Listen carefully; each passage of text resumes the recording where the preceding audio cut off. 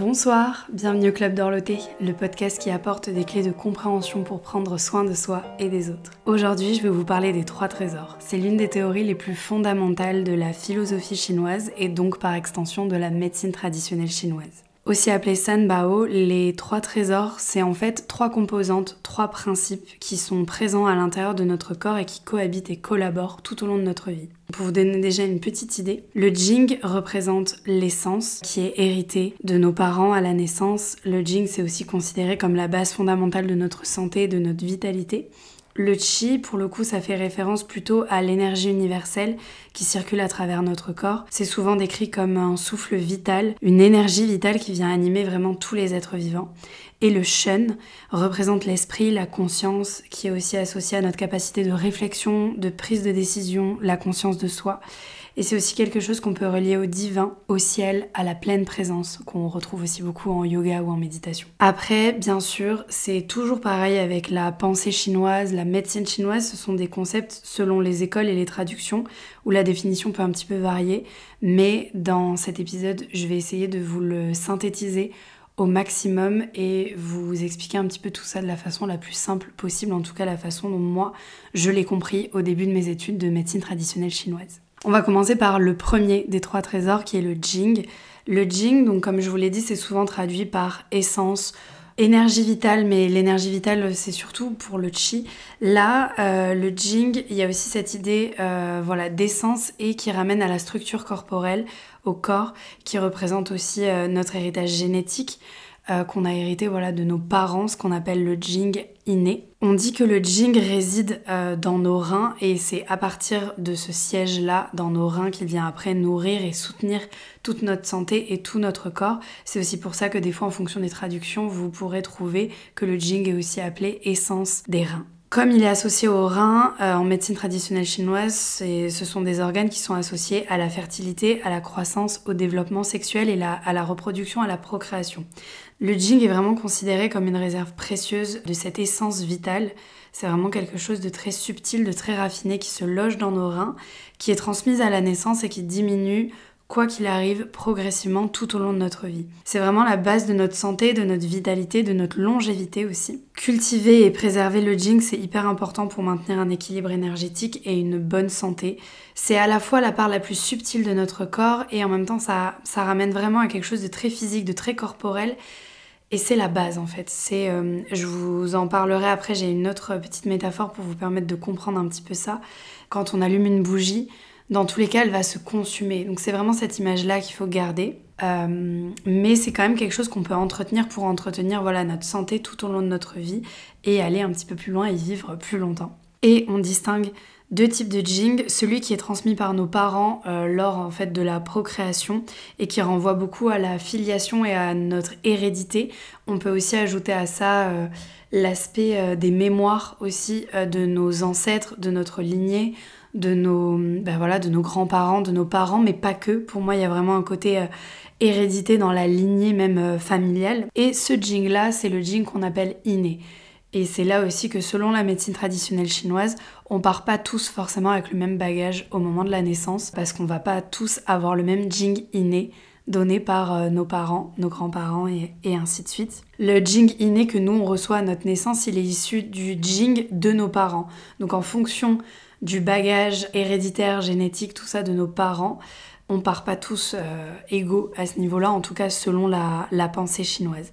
Le deuxième Jing, c'est celui qui va provenir de tout ce qui va renforcer, soutenir, préserver notre corps et notre santé tout au long de notre vie et tout particulièrement l'alimentation. Ça, c'est ce qu'on appelle le Jing acquis. Mais pour moi, il n'y a pas que l'alimentation qui vient forcément nourrir, soutenir notre corps et notre santé. Il y a plein de petites choses, déjà tout ce qui va être l'activité physique, etc. Mais aussi tout ce que vous mettez en place dans votre vie pour vous sentir mieux, tout ce qui vous nourrit, tout ce qui vous fait du bien. Tout ça, moi je le mets dans ce qu'on appelle le Jing acquis. Donc ça pour le coup, il a rien à voir avec le Jing inné où là, ça dépendra du bagage légué par nos parents. Le Jing acquis, ça va dépendre uniquement de vous et de ce que vous faites dans votre vie pour votre santé et pour votre corps. Il faut bien comprendre aussi que le Jing, il y a vraiment une notion de quelque chose de très précieux, de très subtil. C'est vraiment la part la plus raffinée de notre être qui est vraiment à préserver parce qu'on sait aussi que le Jing se transforme en Yuan Qi. Et Yuan Qi, c'est notre Qi originel. Le Qi, je vais le détailler juste après, mais c'est vraiment notre énergie originelle. Si on vulgarise, c'est le Qi le plus important de notre corps. C'est vraiment l'énergie vitale qui naît de notre Jing. Pour mieux comprendre aussi le principe du Jing, il y a une métaphore que j'aime beaucoup, enfin en tout cas une image que j'aime beaucoup. Je me suis vraiment écrit littéralement image du sac à dos, donc je vais vous expliquer un petit peu. Imaginez que au moment de votre naissance, vos parents vous donnent un sac à dos avec quelques petits trucs dedans pour le début de votre belle rando que sera votre vie. Donc c'est là aussi que je dis qu'on part pas forcément tous égaux, tout dépendra du Jing de vos parents et de leur capacité à vous mettre des choses dans ce sac à dos. Toujours est-il qu'à la naissance, on part tous avec un bagage. Ce qu'on a dans notre sac à dos au départ, ça représente ce Jing inné qui est donné par nos parents, par notre famille, par notre héritage familial. Mais forcément, on sait très bien que les 2-3 barres de céréales que vous ont mis vos parents dans le sac à dos vont pas suffire à vous maintenir tout au long du chemin qu'est la vie. Du coup, il y a quand même des choses où, pour ne pas trop puiser dans votre sac à dos et dans votre réserve de base, il y a des choses où vous allez devoir trouver aussi vous-même sur le chemin de quoi renforcer un peu cette réserve et rajouter des trucs dans votre sac à dos. Et ça, c'est le Jing Aki. Ça vous permet de bien comprendre la différence entre ces deux Jing et dans tous les cas, les deux vont se regrouper dans ce sac à dos qui représente vraiment votre réserve qui, elle, est basée dans nos reins. En tout cas, selon la médecine traditionnelle chinoise, c'est vraiment ici, dans vos reins. C'est aussi hyper important de prendre soin de ces reins du coup, puisque c'est vraiment le siège de cette essence vitale en fait. Autant tout ce qu'on va puiser dans notre vie pour renforcer notre santé que notre héritage familial. Voilà pour le Jing. On va passer au Qi. Le Qi, je pense que vous connaissez tous le terme de Qi en yoga et pour la version un peu plus indienne, ayurvédique, on parle de prana. C'est la même notion, si vous voulez. C'est la même notion et dans plein d'autres cultures, on retrouve en fait ce principe d'énergie vitale, de souffle vital. Souvent, il est traduit aussi comme un souffle. Je trouve que c'est une bonne image. Il y a vraiment cette idée de circulation. C'est présent partout dans l'univers et dans tout ce qui anime chaque être et chaque composante de notre monde, en fait, au-delà même des êtres vivants. N'importe quel élément, n'importe quel objet va avoir une énergie, une vibration. Après, quand on parle du Qi dans notre corps, c'est vraiment le dynamisme qui vient mettre en circulation tous les fluides de notre corps. C'est vraiment faut vraiment voir ça comme une force qui est en constante circulation, en constant mouvement, en constante mutation et qui dépasse même la matière. Pour le coup, dans le Jing, on était quand même dans l'aspect corporel, dans la matière, dans la structure. Là, le Qi, on est simplement dans cette idée de souffle et d'énergie qui circule et qui met en circulation tout le reste, qui met en mouvement. Le Qi circule à travers les canaux énergétiques qu'on appelle aussi méridiens, qui parcourt l'ensemble de notre corps et son but est de venir nourrir, soutenir les organes et notre système physiologique. Après, avec des pratiques comme le Qigong, le Tai Chi ou même le yoga, c'est vraiment des pratiques qui visent à cultiver et à équilibrer en fait cette circulation pour maintenir une santé physique et émotionnelle. Et après, il existe plein de types de Qi différents. En fait, le principe du Qi, c'est vraiment le principe global, la notion, ce dont on parle dans les 3 trésors, c'est le 2e trésor. Mais après, il peut y avoir différents Qi, il en existe en fait plein. Par exemple, vous pouvez retrouver donc Yuan Qi dont on a parlé juste avant avec le Jing qui pour le coup est notre Qi originel. Si vraiment on vulgarise, c'est le Qi le plus important de notre corps et c'est un peu cette notion de... C'est la base du dynamisme de notre corps, c'est la base, c'est notre énergie de base. Après, on retrouve Wei Qi. Wei Qi, c'est notre Qi défensif qui est là pour protéger le corps des attaques externes et des maladies. Après, c'est à développer évidemment. Là, vraiment, je vous fais la version rapide. Et on retrouve aussi Ying Qi, par exemple, qui est le Qi nourricier qui, lui, puise l'énergie de notre alimentation, de nos aliments, pour ensuite la redistribuer aux différents organes et permettre au corps d'être nourri et de continuer de fonctionner normalement.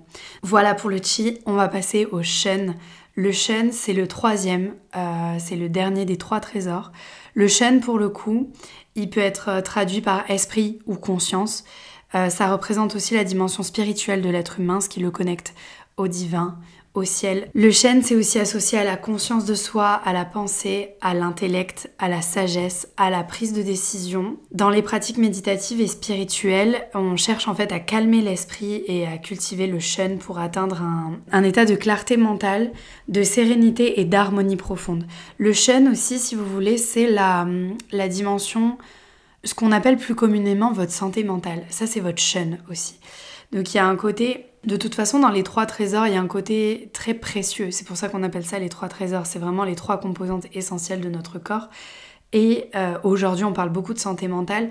Du point de vue de la médecine chinoise, ça ramène directement à ce 3e trésor qui est le chêne. Donc déjà là, vous pouvez aussi vous avoir une image assez concrète de ce qu'on appelle le chêne en philosophie chinoise.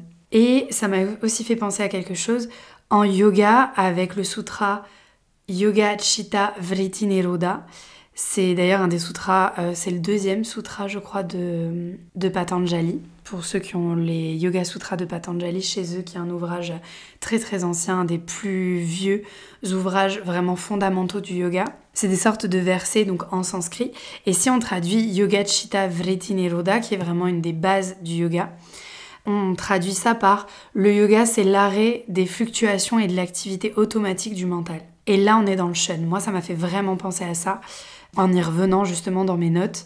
Le chêne, ça ramène à cette conscience, à cette activité du mental que justement, on essaie de modérer, ou en tout cas d'arrêter, même si c'est très rare, dans la pratique du yoga et dans certaines pratiques méditatives. De poser un petit peu le mental et de retrouver en fait une sorte de conscience profonde et de pleine conscience aussi qu'on peut entendre beaucoup dans la méditation.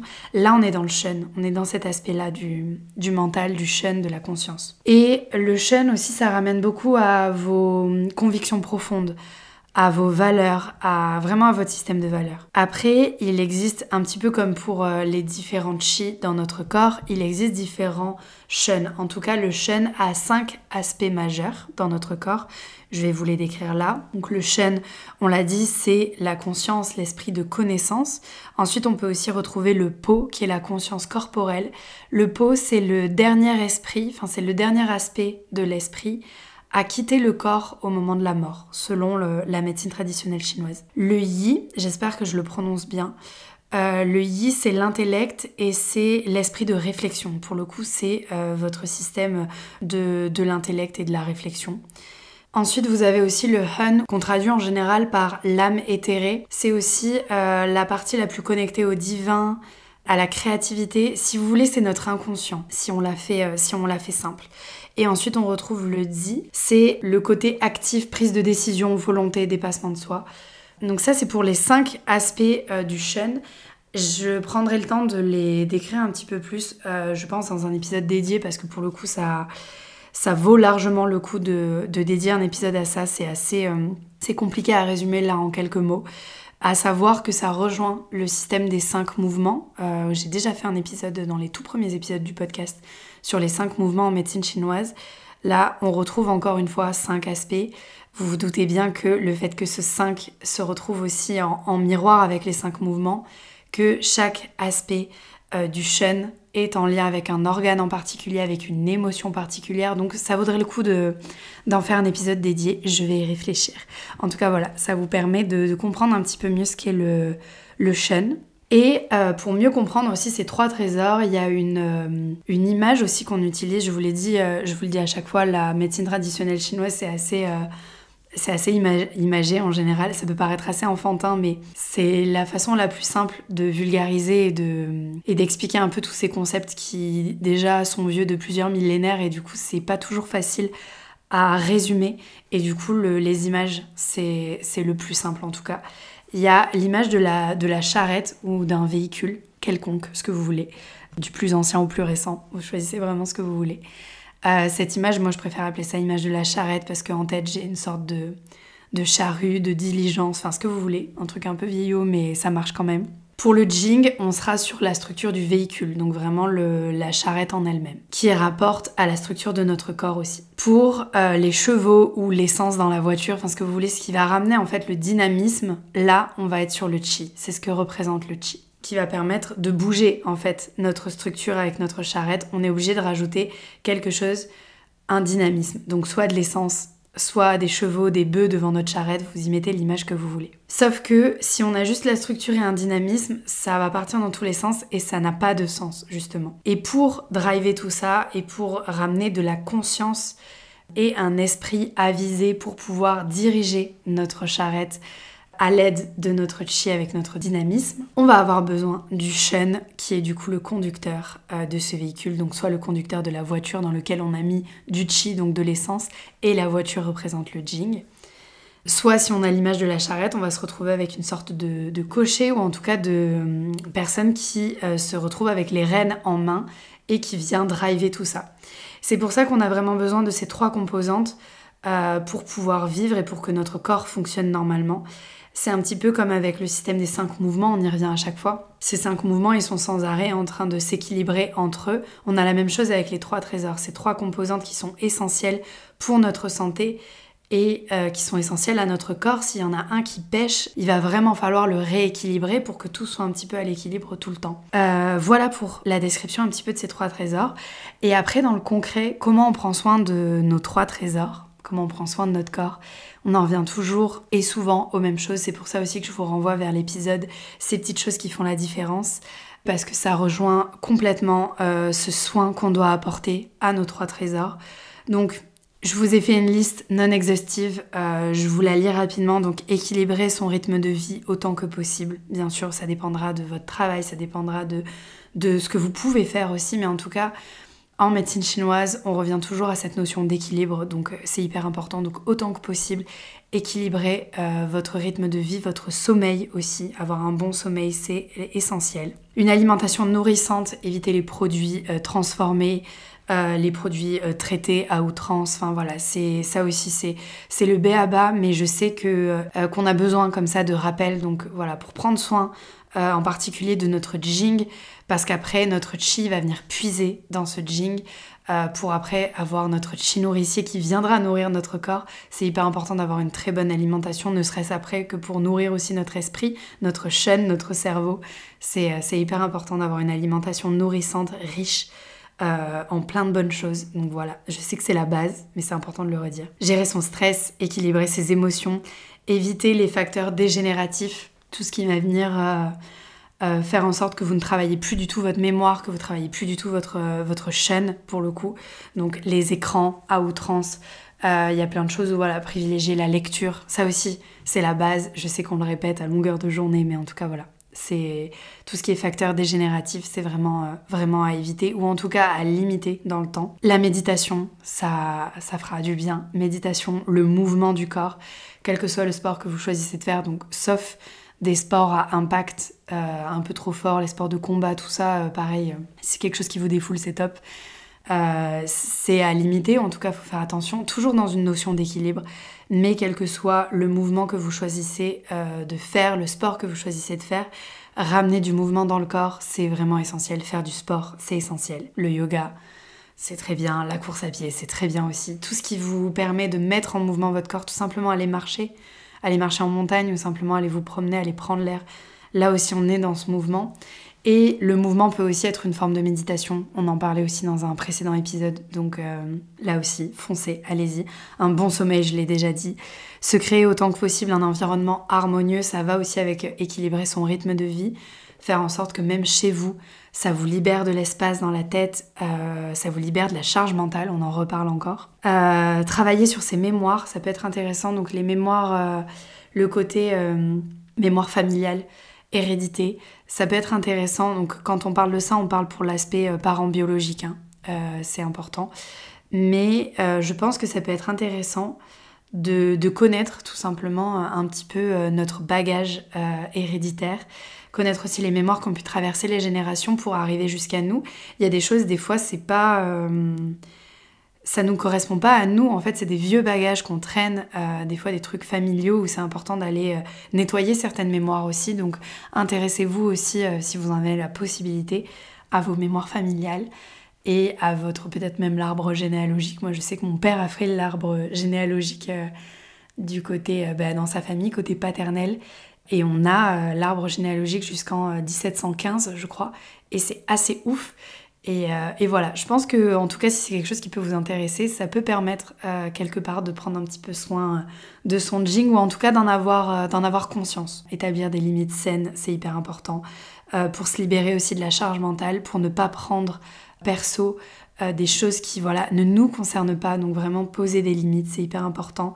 Nourrir sa spiritualité et pour les personnes où la spiritualité c'est pas quelque chose qui vous parle, ça peut aussi être juste nourrir sa culture, nourrir sa philosophie, continuer de travailler sa mémoire aussi.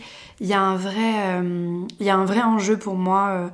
C'est quelque chose que je valorise beaucoup, les personnes qui continuent d'apprendre tout au long de leur vie, qui continuent d'aller puiser comme ça plein de connaissances, qui continuent de se cultiver tout au long de leur vie.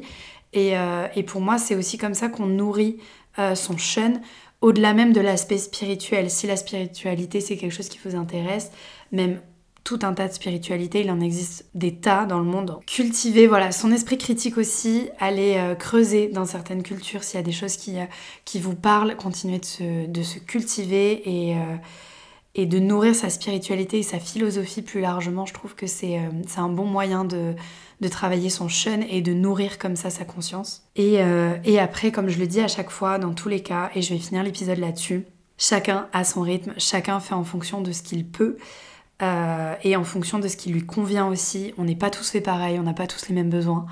Donc vraiment faites en fonction de votre liste à vous aussi. Ça peut être intéressant aussi de voir ce qui vous équilibre votre vie, de dresser une petite liste.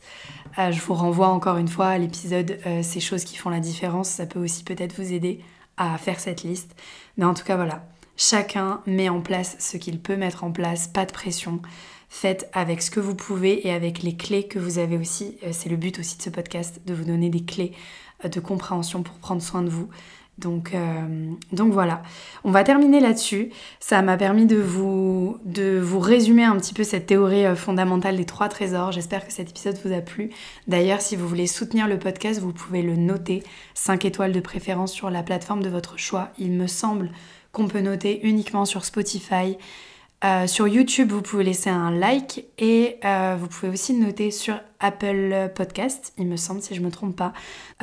Quoi qu'il en soit, faites-moi savoir que vous aimez le podcast. Vous pouvez nous suivre sur Instagram, club.dorloté avec 2 E, très important. Et vous pouvez aussi me retrouver sur mon compte perso et pro, nuo.yoga, nuo.yoga. On se retrouve là-bas pour en discuter. Merci beaucoup pour votre écoute. On se retrouve très très vite et prenez bien soin de vous. Bisous!